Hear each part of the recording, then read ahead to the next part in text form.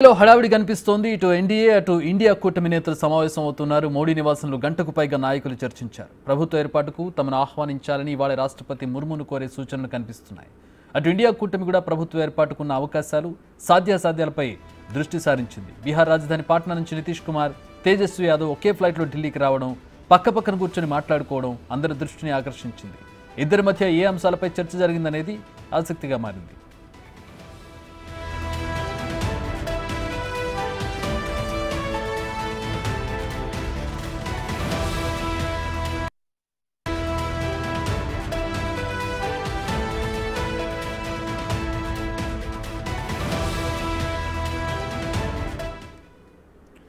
Right, మా ప్రతినిధి శివ ఢిల్లీ నుంచి జాయిన్ అవుతున్నారు. ఎన్డీఏ కూటమి నేతల భేటీకి సంబంధించి, ఇండియా కూటమి నేతల భేటీకి సంబంధించి శివ, రెండు పార్టీలు కూడా అంటే ఇటు ఇండియా కూటమికి కూడా అనూహ్య రీతిలో రిజల్ట్ వచ్చింది. వాళ్ళు అనుకున్న దానికంటే, అంటే ఎక్స్పెక్ట్ చేసిన దానికంటే రిజల్ట్ బాగా వచ్చింది. ఈవెన్ ఎన్డీఏ ప్రొజెక్ట్ చేసుకున్న దానికంటే వాళ్ళకి సీట్లు తక్కువ వచ్చినాయి. దాంతో స్థానిక అంటే రీజనల్ పార్టీల ప్రాబల్యం పెరిగినటువంటి పరిస్థితి, లైక్ టీడీపీ కావచ్చు, నితీష్ కుమార్ పార్టీలు కావచ్చు. సో ఏంటి, ఎట్లా ఉండబోతున్న ఈక్వేషన్స్? ఈ ఇండియా కూటమి ఎటువైపు ఆలోచిస్తోంది? అసలు ప్రభుత్వానికి సంబంధించిన ఆలోచన ఇండియా కూటమిలో కనబడుతోందా? రైట్, ఇండియా కూటమి కూడా ఎన్డీఏ కూటమి ధీటుగా ఇక్కడ స్థానాలు సంపాదించింది. అంటే పోటాపోటీగా ఇప్పుడు సమావేశాలు నిర్వహిస్తుంది చక్రి. ఇటు ఎన్డీఏ కూటమి ఇప్పటికే సమావేశం ముగిసింది. 4 గంటలకు సమావేశం ప్రారంభమైంది. ప్రధాని నరేంద్ర మోడీ అధ్యక్షతన ఈ సమావేశం ప్రారంభమై కొద్దిసేపటి క్రితం, అంటే దాదాపు గంటన్నర పాటు ఈ సమావేశం జరిగింది. ఈ సమావేశంలో ప్రధానంగా ఎన్డీఏ కూటమిలో మేమందరం భాగస్వామ్యపక్షంగా ఉంటున్నామని తెలియజేసేందుకు ఫార్మల్గా ఈ మీటింగ్ పెట్టుకున్నారు. ఈ మీటింగ్లో మొత్తం ప్రధాని నరేంద్ర మోడీకి అందరము ఎన్డీఏ కూటమి తరపున ఎన్డీఏ కూటమిలో అందరము ఉంటామంటూ కూడా సంతకాలతో కూడిన ఒక లెటర్ను కూడా మోడీకి ఇచ్చినట్లుగా తెలుస్తోంది. ఇక సాయంత్రం అంటే ఇప్పుడు సమావేశం ముగిసింది, 7 గంటలు ఆ ప్రాంతంలో ప్రధాని అలాగే ఎన్డీఏ మిత్రపక్షాలందరూ కూడా కలిసి ద్రౌపది ముర్మును కూడా కలుస్తారంటూ కూడా ఒక ప్రచారం జరుగుతోంది. ఒకవేళ ప్రధానితో పాటు ఈ కూటమికి సంబంధించిన ఎన్డీఏ కూటమికి సంబంధించిన నేతలు, అటు చంద్రబాబు, మరోవైపు జేడీయూ నేత బీహార్ ముఖ్యమంత్రి నితీష్ కుమార్, మరోవైపు పవన్ కళ్యాణ్, ఇతర చిరాగ్ పాస్వాన్ కానీ ఇతర నేతలు జితిన్ రామ్ మాంఝీ, జయంత్ చౌదరి, వీరందరూ కూడా ప్రధాని నరేంద్ర మోడీతో పాటు ద్రౌపది ముర్మును కలిసి మేము ఎన్డీఏ కూటమికి సంబంధించి ప్రభుత్వాన్ని ఏర్పాటు చేయడానికి, సుస్థిర ప్రభుత్వాన్ని ఏర్పాటు చేయడానికి సిద్ధంగా ఉన్నాము, అందరం కలిసే ఈ ప్రభుత్వాన్ని ఏర్పాటు చేయడానికి సిద్ధంగా ఉన్నామని తెలిపేందుకు ద్రౌపది ముర్మును కలుస్తారంటూ కూడా ప్రచారం జరుగుతోంది. ఇక ఎన్డీఏ కూటమికి ధీటుగా ఇండియా కూటమి కూడా 6 గంటలకు సమావేశాన్ని నిర్వహించబోతోంది. ఇప్పటికే ఒక్కొక్కరు మల్లికార్జున ఖర్గే నివాసానికి చేరుకుంటున్నారు. ఇప్పటికే వివిధ పార్టీలకు సంబంధించిన కీలక నేతలందరూ కూడా, అంటే ఇండియా కూటమిలో ఉన్న పార్టీల నేతలు దాదాపు 28 పైగా పార్టీలు ఉన్నాయి. ఆ పార్టీకి సంబంధించిన కీలక నేతలందరూ కూడా ఈ ఇండియా కూటమి సమావేశానికి హాజరవుతున్నారు. అంటే ఇటు ఎన్డీఏ కూటమికి 293 స్థానాలు, అంటే మొదట 292 స్థానాలు మాత్రమే వచ్చాయి. ఒక ఇండిపెండెంట్ అభ్యర్థి కూడా గెలిచిన నేపథ్యంలో తాను ఎన్డీఏ కూటమికి మద్దతు ఇస్తానని తెలిపిన నేపథ్యంలో ఆ సంఖ్యాబలం అనేది 293కు పెరిగింది. ఇక ఇతరులు 17 మంది ఉన్నారు.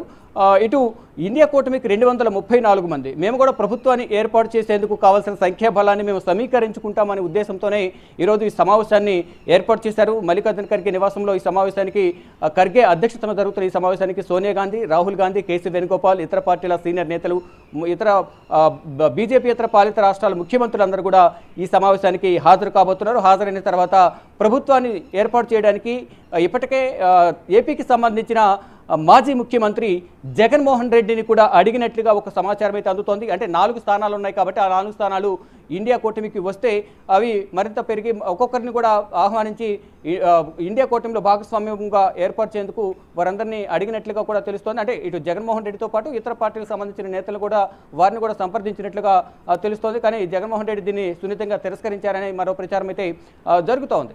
వీరితో పాటు ఇతర పార్టీలకు సంబంధించి, అంటే బీజేపీ ఇతర పార్టీలు ఏవైతే ఉన్నాయో కొంతమంది ఇండియా కూటమిలో ఉన్నారు, మరికొంతమంది ఎన్డీఏ కూటమిలో ఉన్నారు.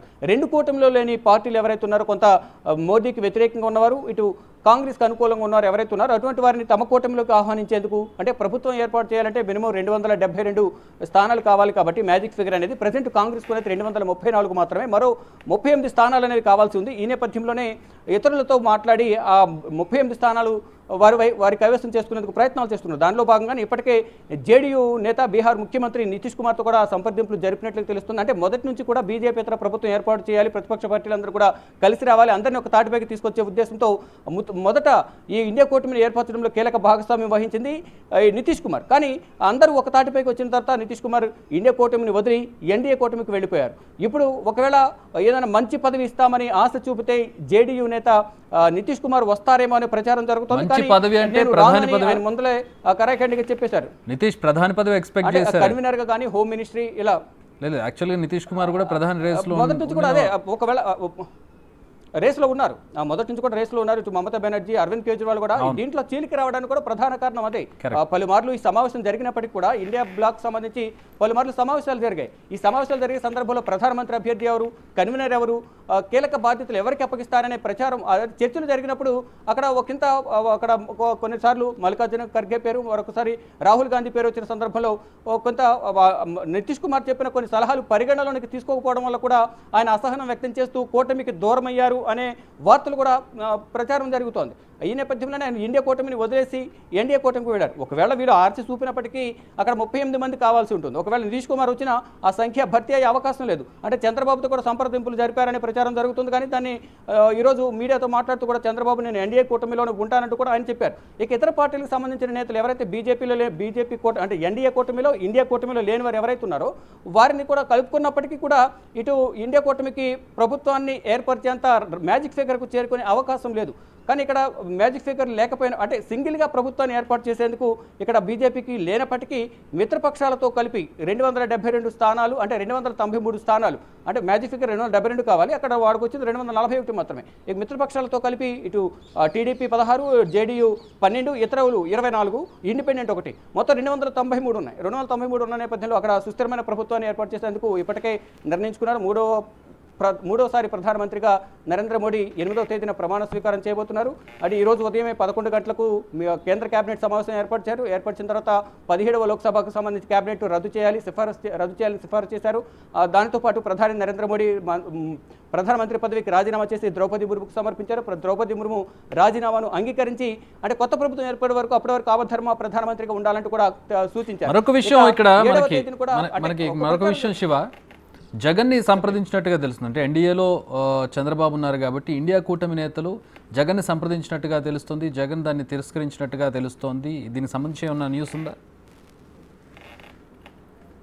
డెఫినెట్గా ఇది ఒక ప్రచారం అయితే తీవ్రమైన ప్రచారం కొనసాగుతుందని ప్రతి ఒక్కరు అంటే ఒక్కొక్క సీటు యాడ్ అయినా అది ఉపయోగపడే అవకాశం ఉంటుంది. 272 మ్యాజిక్ ఫిగర్ కాబట్టి 271 వచ్చిన ఇంకొక సీటు కావాల్సి ఉంది కాబట్టి ఇలా ఈ 4 స్థానాలు కలుస్తాయి. అంటే 234 ప్లస్ 4 238. ఇలా ఒకవేళ జేడీయూ నేత మీరన్నట్లు ప్రధానమంత్రి మీకు ఇస్తామని చెప్పిన ఆశ చూపి ఒకవేళ ఇన్వైట్ చేసిన ఈ 238 ప్లస్ 12 250 సీట్లు అవుతాయి. అలాగే మరొక 22 మంది ఇలా ప్రతి ఒక్కరికి కీలక పదవులు ఇస్తాము, ఏ విధంగా నేను బీజేపీ ప్రభుత్వాన్ని ఏర్పాటు చేసే ఉద్దేశంతో ఇండియా కూటమి ఉంది కాబట్టి అందరికీ ఇలా పదవులు ఆశ చూపి ఎవరినైనా ఇటువైపు డైవర్ట్ చేసుకునేందుకు ప్రయత్నాలు చేస్తున్నారు. కాబట్టి ఇప్పటికే ఇటు శరద్ పవార్, సమాజ్వాదీ పార్టీ అధినేత అఖిలేష్ కుమార్, మరోవైపు Karnataka trouble shooter DK Shivakumar కూడా రంగంలోకి దిగి అందరితో సంప్రదింపులు జరుపుతున్నట్లుగా తెలుస్తుంది. కానీ ఇప్పటి వరకు చర్చలు అనేవి సత్ఫలితాలు ఇచ్చినట్లుగా కూడా ఎక్కడ సమాచారం లేదు. ఈ నేపథ్యంలోనే ప్రభుత్వాన్ని ఏర్పాటు చేయాలంటే ఇంకా 38 స్థానాలు కావాలి కాబట్టి ఎవరెవరితో సంప్రదించాలి, ఎవరెవరు ఇప్పటివరకు సంప్రదించిన దాని ప్రకారం ఎవరితో మాట్లాడారు అనే విషయాలపై కూడా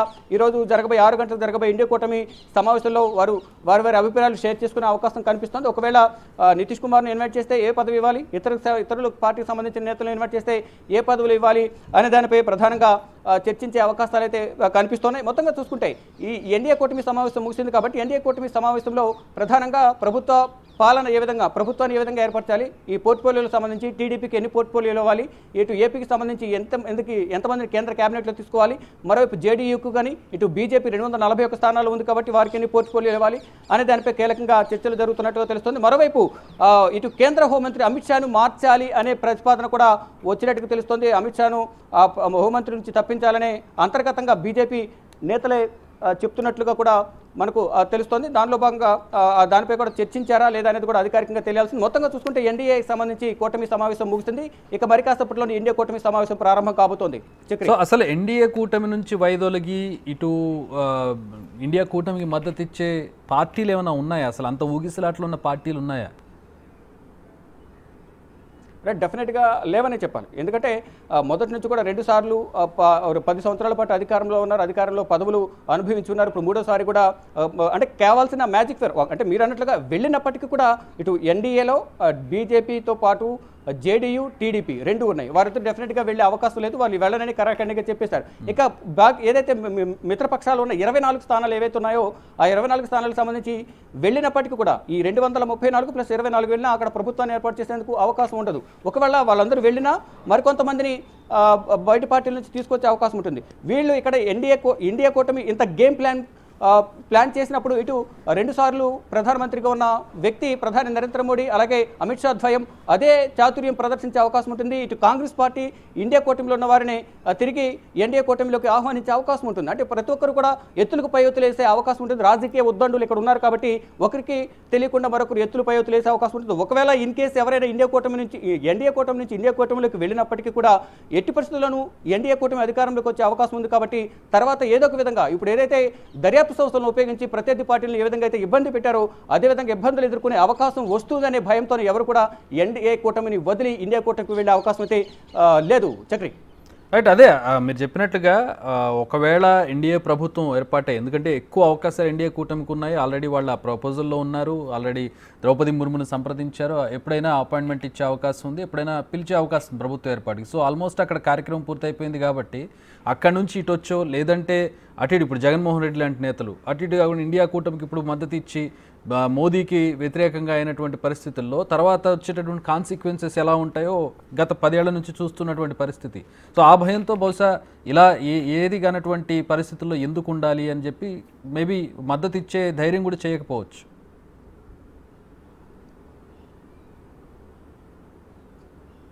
శివ ఆల్రైట్ శివ, మళ్ళీ కాంటాక్ట్ చేస్తాం. రైట్, ఎన్డీఏ కూటమి సమావేశం ముగిసినట్టుగా తెలుస్తోంది. ద్రౌపది ముర్ము అపాయింట్మెంట్ తీసుకొని ఉన్నారు. అలాగే ప్రభుత్వ ఏర్పాటుకు సంబంధించి ఏర్పాట్లు జరుగుతూ ఉన్నాయి. ఇప్పటికే మిత్రపక్షాలన్నీ కూడా సమావేశమయ్యాయి. ఎవరెవరు మద్దతు ఇస్తూ ఉన్నారనే దానికి సంబంధించి అలాగే మ్యాజిక్ ఫిగర్ దాటి వాళ్ళకి నెంబర్స్ ఉన్నాయి. అంటే ఇతర మిత్రపక్షాలతో ఎన్డీఏ కూటమి అంతా కూడా కలిపి దాదాపు 292 సీట్లు ఉండడంతో వాళ్ళకి ఏర్పాటు చేయడానికి సరిపడా బలం ఉండడంతో ప్రస్తుతం ప్రభుత్వాన్ని ఏర్పాటు చేసే దిశగా ఎన్డీఏ అడుగులు వేస్తూ ఉంది.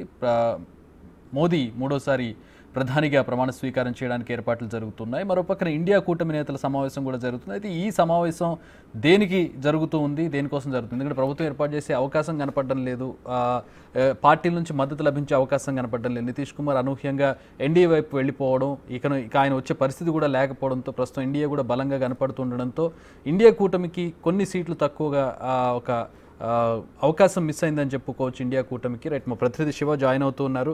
శివ, అదే ఇందాక చెప్పుకుంటూ ఉన్నాం మనం, అంటే చిన్న చిన్న పార్టీలు ఉన్నా కూడా వైసీపీ లాంటి పార్టీలు ఉన్నా కూడా ఇండియా కూటమి వైపు వెళ్ళే అవకాశం లేదు. ఎందుకంటే రేపొద్దున ఇండియా కూటమితోటి ప్రభుత్వం ఏర్పాటు చేసి ఇండియా కూటమి వైపు వీళ్ళు ఉండి ఇండియా కూటమి ప్రతిపక్షంలో ఉండాల్సి వస్తే ఇక్కడ రాష్ట్రాల్లో ఉన్నటువంటి స్థానిక పార్టీలకు కావచ్చు, లేదంటే చిన్న పార్టీలకు, ఇప్పుడు వైసీపీ ఫర్ ఎగ్జాంపుల్ జగన్మోహన్ రెడ్డిని తీసుకుందాం, ఆయన తిరస్కరించడానికి కారణం కూడా ఉంది. ఇక్కడ వచ్చేది లేదు పోయేది లేదు, ఇండియా కూటమితో కనుక వెళ్ళామంటే రేపొద్దున మోడీ అధికారంలోకి వచ్చిన తర్వాత వచ్చేటటువంటి కాన్సిక్వెన్సెస్ ఈ 10 ఏళ్ల బట్టి ఏ విధంగా ఉంటుందో అనేది చూస్తూ ఉన్నారు. వాళ్ళకి వ్యతిరేకంగా ఉన్నటువంటి పార్టీల పరిస్థితి ఎట్లా ఉంటుందో, ఆ నాయకుల పరిస్థితి ఎట్లా ఉంటుందో తెలిసిందే. సో వాళ్ళు కూడా ఒక కన్స్ట్రక్టివ్ బిల్డింగ్ లేనప్పుడు, ప్రభుత్వం ఏర్పాటు చేసే పరిస్థితి లేనప్పుడు ఎందుకు వెళ్ళి ఇరుక్కోవాలనే ఒక ఆలోచనలో కూడా ఉండొచ్చు.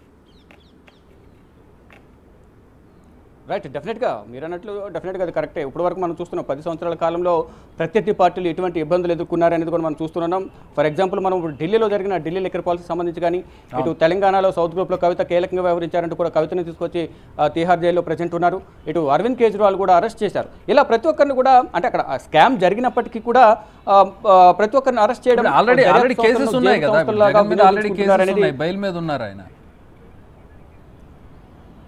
ఎస్ ఈ ఉద్దేశంతోనే ఒకవేళ ఇండియా కూటమిలోకి వెళితే డెఫినెట్గా ఈ కేసుల నుండి బయటకు వచ్చే అవకాశం ఉంటుంది, వెలికి తీసే అవకాశం ఉంటుంది, వీలైనంత త్వరగా జగన్ను జైలుకు పంపించే అవకాశం ఉంటుంది. ఈ నేపథ్యంలోనే జగన్ ఇండియా కూటమి అడిగినప్పటికీ కూడా వెళ్లే అవకాశం లేదు అనేది ఆయన కరాఖండిగా సన్నిహితుల వద్ద ఇటు ఎవరైతే ఫోన్ చేసి సంప్రదించారో వారితో కూడా చెప్పినట్టుగా తెలుస్తుంది. మరో ఇప్పుడు జార్ఖండ్ ముఖ్యమంత్రి హేమంత్ సోరెన్, అక్కడ హేమంత్ సోరెన్ కూడా అక్రమ కేసులో ఇరికించి జైలుకు పంపించారు. ప్రజెంట్ తన అనుచరుడు ఎవరైతే ఉన్నారు చెంపై సోరెన్ సీఎంగా చేశారు. అంటే కుటుంబం నుంచి ఎవరినైనా ముఖ్యమంత్రి చేయాలనే ఉద్దేశంతోనే కల్పన సోరెన్ భార్యను కల్పన సోరెన్ను సీఎంగా చేయాలని భావించారు. కానీ తన అన్న భార్య సీతా సోరెన్ నేను 3 సార్లు ఎమ్మెల్యేగా ఉన్నాను, నాకు రాజకీయ అనుభవం ఉంది, నాకు ఇవ్వకుండా కల్పనకు ఏ విధంగా వస్తారంటూ కూడా అడ్డుపడిన తర్వాత చెంపై సోరెన్కు సీఎం పదవి ఇచ్చిన తర్వాత తాను పార్టీ వీడి బీజేపీలో జాయిన్ అయ్యారు. అదేదో ముందే చేస్తే అదేదో కుటుంబంలోనున్న వ్యక్తికి సీఎం పదవి వచ్చేది. ఇలా ప్రతి ఒక్కరికి కూడా పార్టీలో కుటుంబంలో చీలికి తీసుకురావడం ఒకటి పరిపాటిగా అనేది 10 సంవత్సరాల కాలంలో మారిందంటూ కూడా ప్రతిపక్ష పార్టీలు ఆరోపిస్తున్నాయి. దానిలో భాగంగానే అంటే పొరపాటున అధికారంలోకి వచ్చినా రాకపోయినా అంటే ఇప్పుడు బీజేపీకి సరైన బలమైతే ఉంది 293, మ్యాజిక్ ఫిగర్ 272, అది క్రాస్ అయ్యి 293 సీట్లు అయితే ఉన్నాయి.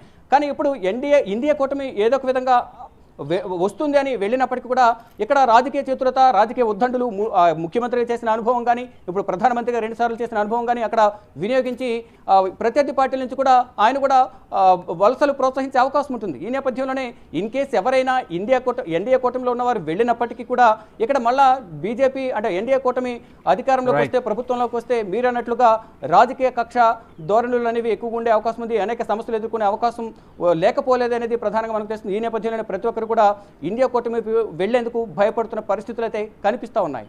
Chakri, thanks for the update Shiva. మరికొద్దిసేపట్లో ఎన్డీఏ కూటమి నేతలు బహుశా ప్రెస్ మీట్ పెట్టే అవకాశం కనపడుతోంది. వాళ్ళ సమావేశానికి సంబంధించిన అంశాలు మీడియాకు తెలియజేసే అవకాశం కనపడుతుంది. సమావేశం ముగిసి నేతలందరూ కూడా వెళ్తున్నటువంటి పరిస్థితి, ఆ దృశ్యాలను మనం చూస్తూ ఉన్నాం.